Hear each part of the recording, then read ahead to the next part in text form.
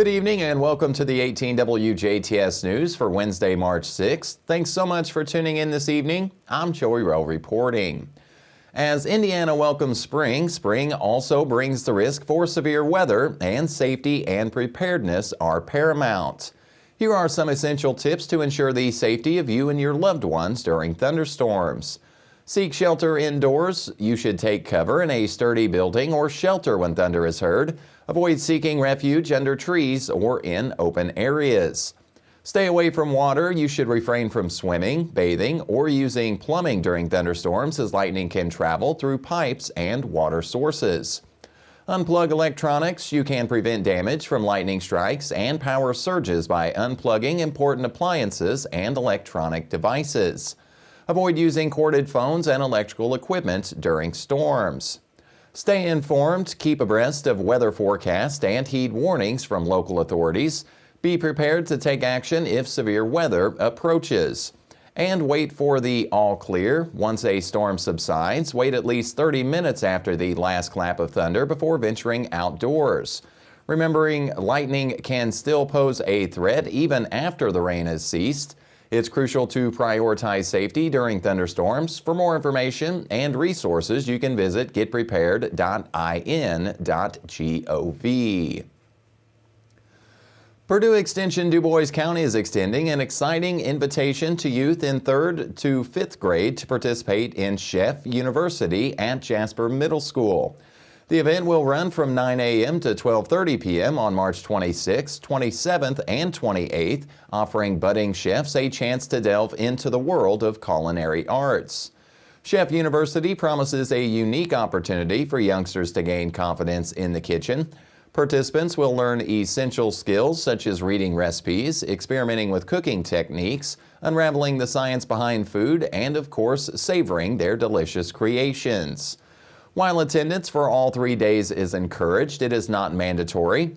Moreover, current enrollment in 4-H is not a prerequisite for participation, making the event accessible to all young cooking enthusiasts. With limited spots available, interested individuals are urged to secure their places promptly. Online registration link can be found on our website. Lincoln Amphitheater has announced that due to overwhelming demand for 2 separate sold-out Saturday night performances, they have added 2 repeat performances to their 2024 performance series. Both events will be part of the venue's Sunday afternoon Amp Unplugged series and will feature full band and acoustic performances by the Turn the Page tribute to Bob Seger on Sunday, May 19th, and the On the Border tribute to the Eagles on Sunday, September 15th.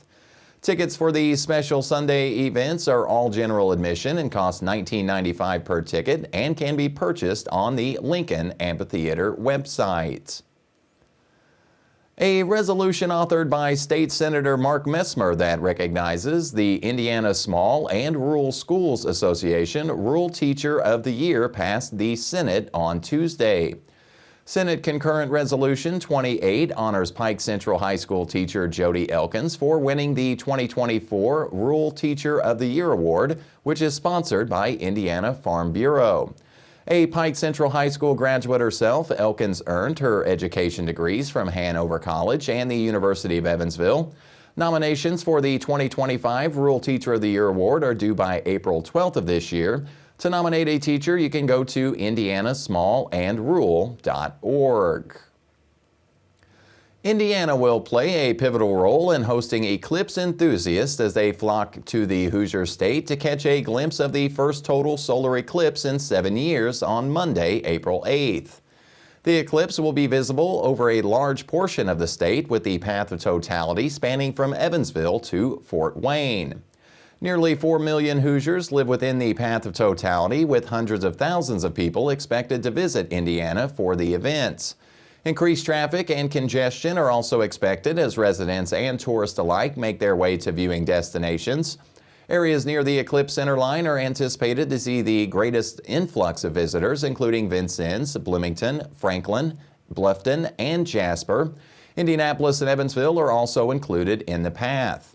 To ensure a smooth trip, the Indiana Department of Transportation and Indiana State Police urge drivers to plan and prepare for potential travel impacts before, during, and after the eclipse. You can find the whole list of tips for before, during, and after the eclipse on our websites. A list of free paper shredding days in 2024, sponsored by the Kimball Corporate Recycling and supported by the Jasper Chamber, have been announced. These free paper shredding days will take place at Kimball Corporate Recycling and are open to the public and businesses. Participants do not have to reside in Du Bois County. There is no limit on the amount of paper products brought in. Only paper and junk mail materials will be accepted for shredding. Magazines, newspapers, and cardboard will also be accepted. For more information and to see the list of free paper shredding days, visit our website. Former Evansville Fire Chief Mike Conley is being accused of sexual harassment by a woman who says she has proof he filmed her during meetings. Conley stepped down last September, and the woman says he made comments about how she dressed and said she was attractive. Current Fire Chief Tony Knight and Mayor Stephanie Terry say they were not told of any of those accusations before 3 weeks ago. Indiana Governor Eric Holcomb is signing a bill into law that invalidates over a dozen ordinances passed by local municipalities. House Enrolled Act 1412 requires pet stores, breeding facilities, and animal rescue shelters to register with the Indiana State Board of Animal Health. But it reverses local ordinances passed by 21 governments in the state that would have stopped pet stores from selling puppies from breeding operations. The new regulation signed by Holcomb aims to provide strict standards for breeders and pet stores. The Indiana Department of Health says the state is averaging 15 abortions a month between October 1st and December 31st of last year. There were 46 abortions done in the state during that time period, and the report is the first since the state's abortion ban was in place for the entire quarter. In the fourth quarter of 2022, before the ban took effect, there were 1,724 abortions done in the state. And that's a look at news here on 18 WJTS TV. We will have your weather forecast right after this.